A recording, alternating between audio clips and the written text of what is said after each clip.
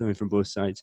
So if you could bottle one memory from those 6 years of playing full time, what would it be and why?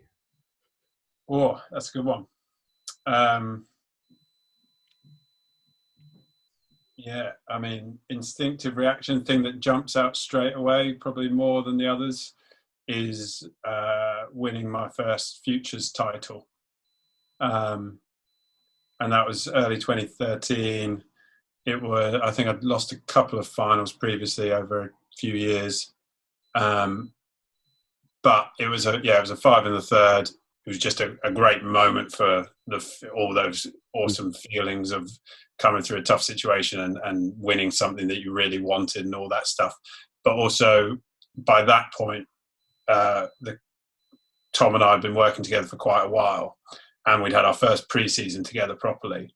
And a lot of the things we put in, and mainly around mental stuff, actually, the big leap for me from 2012 to 2013 was mental routines, really getting into the nitty-gritty of trying to find that better performance state on the match court.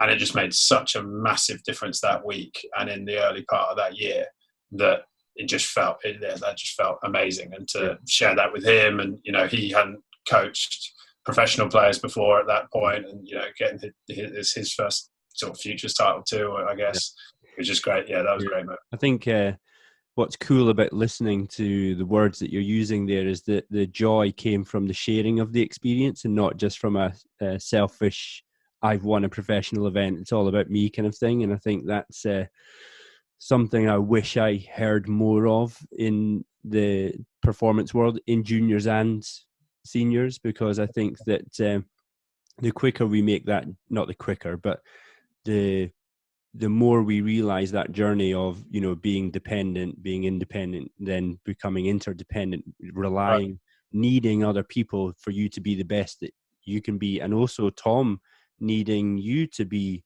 the best that he could be, that to push and grow with each other together and have a moment where you can actually share that, I think is one of the brilliant things about the coach-player relationships.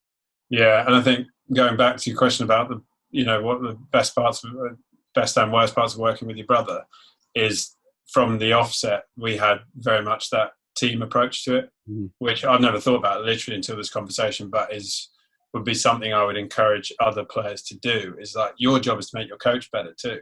And in all the ways you apply yourself to push them, but then also the way you challenge them and the things you're unconscious of that you're doing a rubbish job of.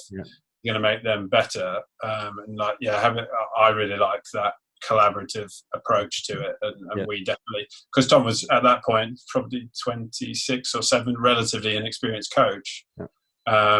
It was almost from the outset of like, let's crack on, do the best we can. I'll become a better player, you'll become a better coach, and we'll both be in a better position. And I suppose the other dynamic, that just thinking about it as we speak, in terms, because you're family, you'll say things to family that you wouldn't say to someone else. Right. So you've probably heard me say on multiple occasions about how I don't want compliancy from my players. I don't want them to just, jump how high. I want them to challenge me back, to actually make me realize what they're truly thinking or feeling.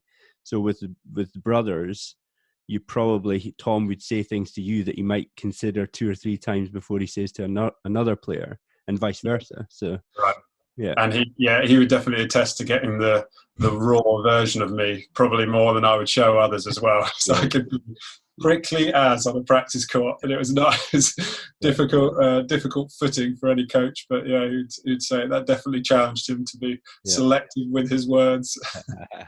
And I feel I need to get Tom on now. Get it from his story. Just how annoying was he? Yeah, exactly.